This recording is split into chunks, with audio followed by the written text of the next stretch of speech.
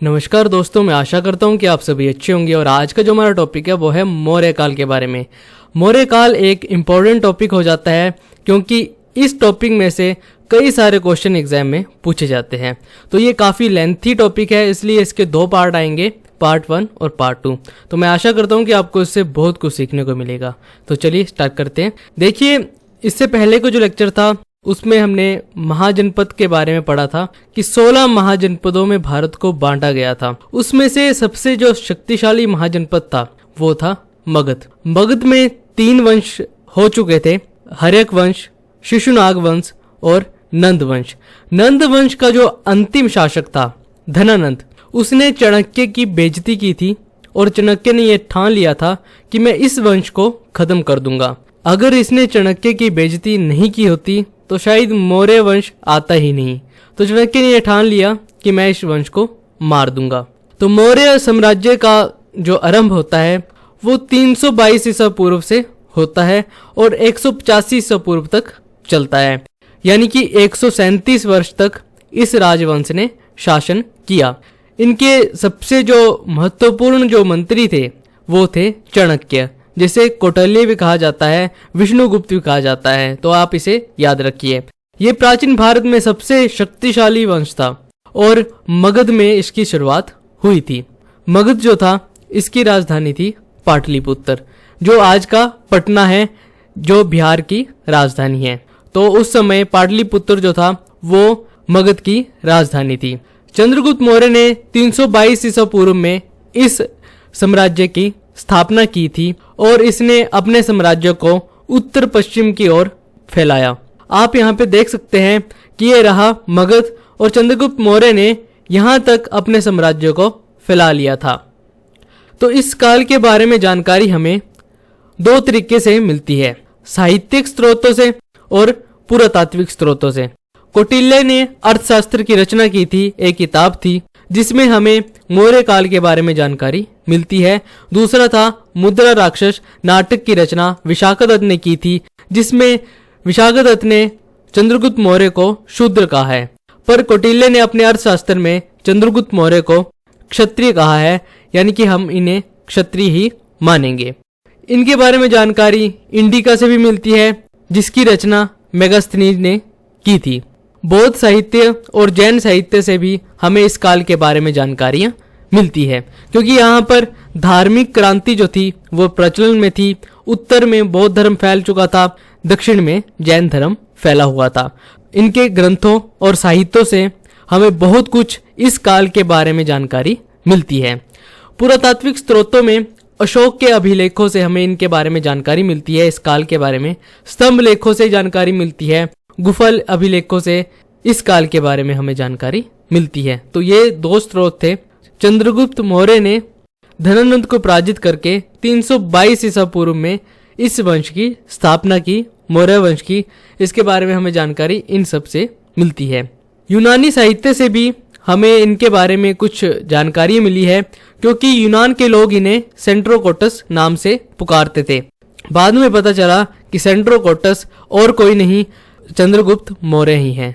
चंद्रगुप्त मौर्य के एक गवर्नर थे, एक प्रशासक थे, जिसका नाम था पुष्यगुप्त। पुष्यगुप्त ने एक झील का निर्माण करवाया था, जो थी सुदर्शना झील। तो आप इसे याद रखिए, इसका निर्माण चंद्रगुप्त मौर्य के काल में हुआ था और इसके प्रांतीय शासक पुष्यगुप्त ने इसका निर्माण करवाया था। अब प्रांतीय शासक क्या थे, यानी कि इन्होंने 5 भागों में अपने प्रशासनिक प्रांत बांटे हुए थे। पहला जो था वो था उत्तरापथ, यानी कि जिसकी राजधानी थी तक्षशिला। दूसरा था दक्षिणपंथ, यानी कि जिसकी राजधानी थी स्वर्णगिरी। तीसरा था अवंती। चौथा था पूर्वी प्रदेश और 5वां था कलिंग वाला एरिया। इसकी स्थापना जो की थी वो अशोक ने की थी।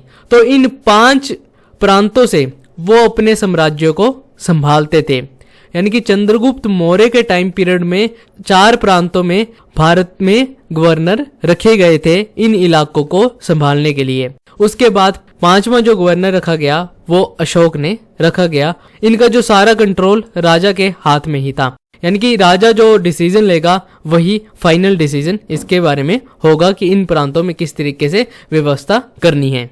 चंद्रगुप्त मौर्य ने सेल्यूकस को पराजित किया। यानी कि सेल्यूकस जो था वो यूनान का रहने वाला था। जब सिकंदर का आक्रमण होता है तो वो वापस लौटते वक्त तो वो उत्तर पश्चिम वाले इलाके में अपने सेनापति को वो पूरा एरिया दे देता है जिसका नाम था सेल्यूकस। तो सेल्यूकस के साथ युद्ध होने के बाद चंद्रगुप्त मौर्य को इसने कई सारे प्रदेश जो थे, कई सारे ऐसे इलाके थे जो दहेज में दिए थे। हेरात, कंधार, मकरान और काबुल जैसे कई इलाके इसने चंद्रगुप्त मौर्य को दे दिए थे।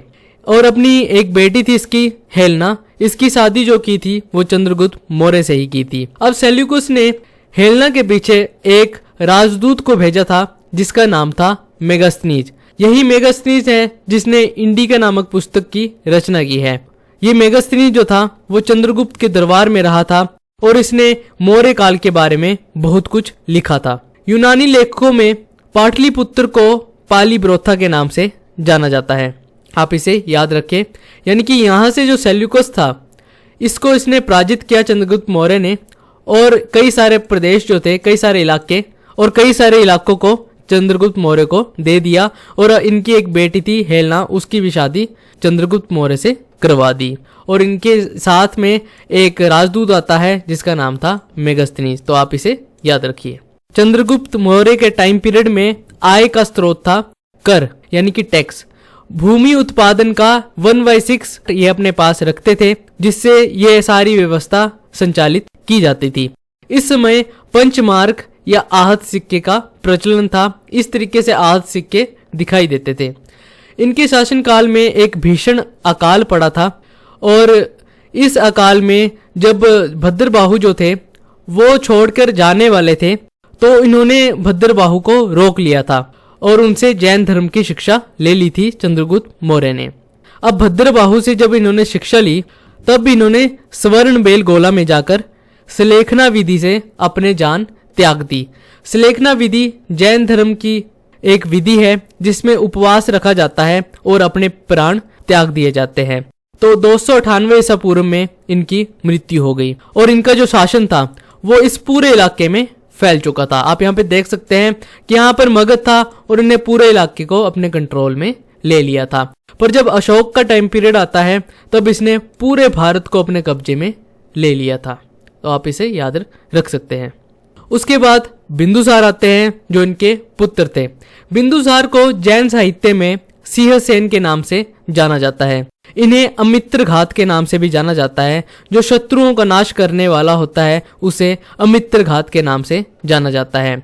इन्होंने 298 ईसा पूर्व में साम्राज्य संभाला और बिंदुसार के समय में पश्चिमी इलाके से कई सारे व्यापार होते थे।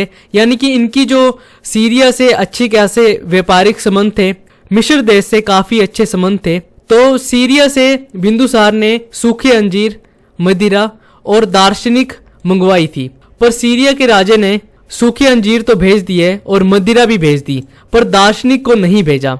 दार्शनिक को इसलिए नहीं भेजा क्योंकि इन्होंने कहा कि हमारे सीरिया में धर्म ग्रंथों में ये लिखा गया है कि अगर कोई दार्शनिक का व्यापार करता है तो उसे पाप लगेगा।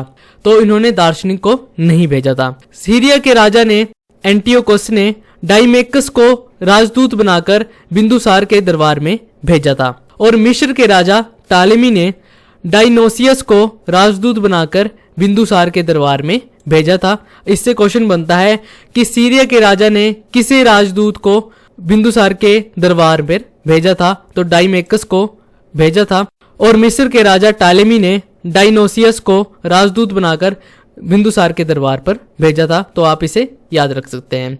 बिंदुसार के शासनकाल में तक्षशिला जो थी वहां पर विद्रोह हुआ, तो सबसे पहले सुसीम को वहां पर भेजा गया विद्रोह को शांत करने के लिए और उसके बाद अशोक को विद्रोह को शांत करने के लिए भेजा गया। देखिए अब आता है अशोक। अशोक का शासनकाल 273 ईसा पूर्व से 232 ईसा पूर्व तक चलता है, पर 269 ईसा पूर्व में ये सिंहासन पर बैठते हैं। लगभग 4 साल का गैप। तो ये माना जाता है कि बिंदुसार के 104 संतानें थी। अब कैसे रही होगी मुझे नहीं पता, पर ऐसे माना जाता है कि 104 इसके बच्चे थे। तो अशोक ने 99 बच्चों को मार दिया और खुद सिंहासन पर बैठ गए और 4 जो थे वो उन्होंने संन्यास ले लिया। तो ये 269 ईसा पूर्व में सिंहासन पर बैठते हैं। अशोक नाम का उल्लेख जो किया गया है वो मास्की और गुजरा अभिलेख में किया गया है। मास्की जो अभिलेख है वो कर्नाटक में मिलता है, गुर्जरा अभिलेख मध्य प्रदेश में मिलता है। उसी में इनका नाम अशोक लिखा गया है। बाकी अभिलेखों में इनका नाम देवनाम प्रिय और प्रियदर्शी के नाम से जाना जाता है। तो इससे क्वेश्चन बनता है कि ऐसे कौन से अभिलेख है जिसमें अशोक नाम का वर्णन मिलता है? तो मास्की और गुर्जरा अभिलेख में मिलता है। अशोक के शासनकाल में पाटलिपुत्र में तीसरी बौद्ध संगीति हुई थी। अब तीसरी मीटिंग जो हुई थी इसमें एक निर्णय लिया गया था, बुद्ध की जो फिलॉसफी थी उसे इकट्ठा करके एक ग्रंथ बना दिया गया था जिसका नाम था अभिधम्म पिटक। यानी कि अभिधम्म पिटक की रचना इसी काल में होती है। अशोक ने 261 ईसा पूर्व में कलिंग पर हमला किया और यहाँ पर जो बेकसूर लोग थे उनकी मृत्यु को देखते हुए, यहाँ पर कई सारे लोग मारे गए थे, उन शवों को देखकर इन्होंने ये ठान ली कि मैं अब युद्ध नीति से हटकर धम्म नीति को अपनाऊंगा। तो इन्होंने धम्म का उपदेश दिया और बौद्ध धर्म को अपना लिया। अब ये बौद्ध धर्म के प्रचार के लिए इन्होंने श्रीलंका, अफगानिस्तान, पश्चिमी एशिया, मिस्र और यूनान तक बौद्ध धर्म का प्रचार किया। अशोक के अभिलेखों में इन्हें प्रजा के प्रति कल्याणकारी दृष्टिकोण अपनाने वाला राजा कहा गया है। यानी कि अशोक का यह मानना था कि जो मेरी प्रजा है वही मेरी संतान है। वो अपनी प्रजा को संतान की तरह देखते थे। अशोक ने कई ऐसे स्तंभ लेख लिखवाए, चट्टानों में उन्होंने अभिलेख लिखवाए, गुफाओं में उन्होंने अभिलेख लिखवाए ताकि उनके जो उपदेश है वो लोगों तक पहुंच सके। बुद्ध के जो उपदेश है उन्हें भी इन्होंने स्तंभों में लिखवाया। कल्हण एक राइटर था, इसने ये लिखा है कि अशोक ने श्रीनगर की स्थापना की है कश्मीर में। तो आप इसे याद रख सकते हैं। और कल्हण की एक पुस्तक थी राजतरंगिणी, उसी में इनके बारे में इसने लिखा था। अशोक की मृत्यु जो होती है वो 237 से 236 ईसा पूर्व के लगभग बीच में होती है। मौर्य वंश का अंतिम राजा जो था वो था बृहद्रथ, जिसके सेनापति पुष्यमित्र शुंग ने इसको मार दिया और शुंग वंश की स्थापना कर दी। तो आप यहाँ पे देख सकते हैं कि ये चंद्रगुप्त मौर्य के टाइम पीरियड का भारत था और ये अशोक के टाइम पीरियड का भारत था। चंद्रगुप्त मौर्य ने यहाँ तक अपने कंट्रोल में इसे लिया था और अशोक ने पूरे भारत को अपने कंट्रोल में कर लिया था। दक्षिण के इलाकों को छोड़कर इन्होंने पूरे भारत को अपने कब्जे में कर लिया था। तो ये था आज का लेक्चर। अगला लेक्चर इसी के बारे में होगा।